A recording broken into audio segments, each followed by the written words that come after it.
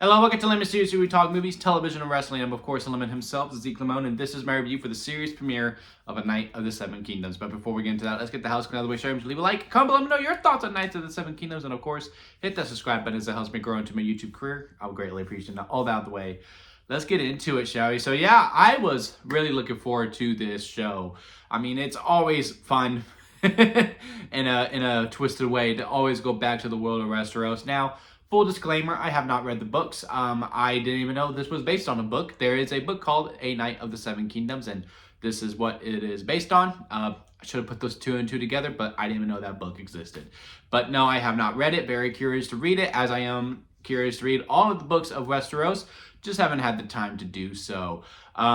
But yeah, love Game of Thrones. Got onto that pretty late, and then I am a huge fan of House of the Dragon. In some ways, I kind of like House of the Dragon a little bit more, but I know that's a very controversial take.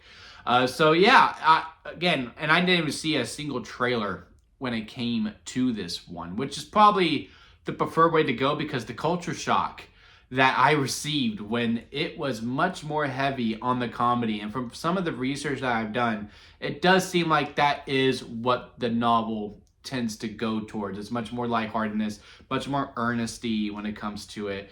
And overall, I enjoyed it. I thought the comedy worked for the most part, the slapstick style of it. I mean, the opening line of, I don't really know what the words to say is, this very somber moment as he's laying to rest his, he was a squire, and then this guy was a knight, but really much a father figure. He's laying him to rest. And, the slapstick of, just cutting back to him, just getting beat. Again, I found very funny. Then as he's going to start to go on this journey, to go join the games and all that, you hear the Game of Thrones theme, and you're thinking, hell yeah, this is going to be awesome. You're thinking it's going to be a smash cut to the main credits, which I was actually really down for. But of course, these are subvert our expectations, and it cuts to him taking a dump. Now, I did not need the wide shot of him taking of seeing the poop coming out of his butt, but overall, again, I was like, what the hell? I did get a good laugh out of it, but then it was like, ooh, I didn't. Again, that was the only portion that I did not like about that. But again, for the most part, all of the comedy worked very well, even when he's going in to apply to the games and he keeps hitting his head on it. What I like about Duncan is how relatable he is. Here in the Game of Thrones, nice people are not really easy to come by, and when they are nice, they tend to get used up quite a bit.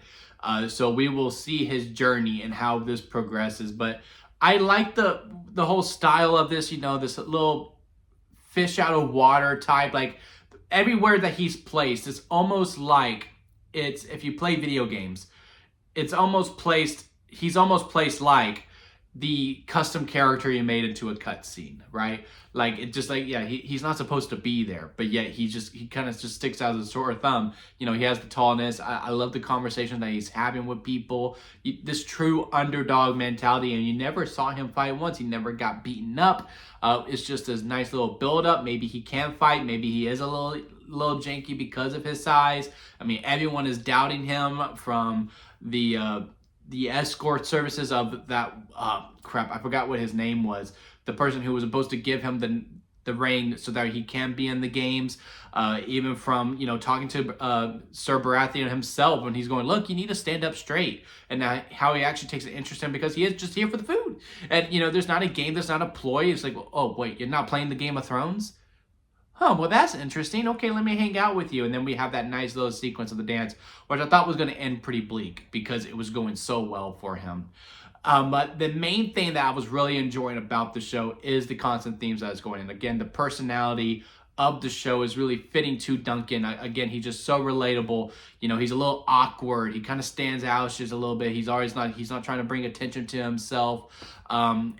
I really found myself relating to him, and I'm really already am cheering him on. I'm also cheering Egg on as well to be the squire, to really prove himself. I mean, at the end where he comes and goes, yes, I got fish, I did all this, I did that. I would have set up your quarters, but you don't have any. No, we're going to sleep on the tree. No, you should probably get a tent at some point. They're having a nice conversation.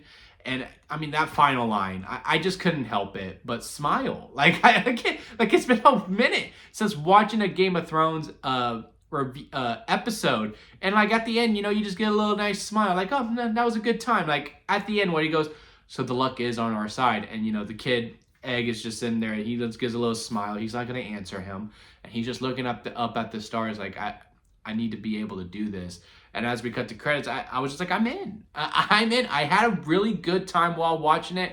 This was really good setup. Can't wait for next week. Maybe we turn up the ante a little bit. Let's see a good choice of who our conflict is going to be, who are going to be our main villains as we move forward within this. But yeah, I mean, there's really not much to go off of when it comes to this episode, when it comes to spoilers, because again, all we do is building, and we were really just getting to know Sir Duncan for the most part. And again, I enjoyed him. I enjoyed Egg. I actually kind of liked the cast of characters that we had around. My only worry about this show is that they are going to spoil House of the Dragon, which I hope they don't. Because season 3 comes out in June, right? I do believe it comes out later this year. And this will be the second to last season for House of the Dragon. And then season 4 is the big finale. And this takes place 100 years after House of the Dragon and 100 years before Game of Thrones. It's like right there in the middle. I love the placement.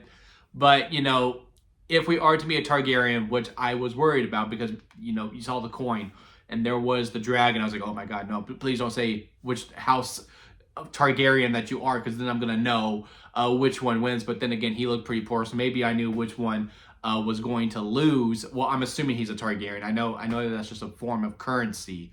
But I was just really enjoying everything that was going on. I like the old-timey feel. It really gave me a good throwback to those old seasons of Game of Thrones before it got super big blockbustery.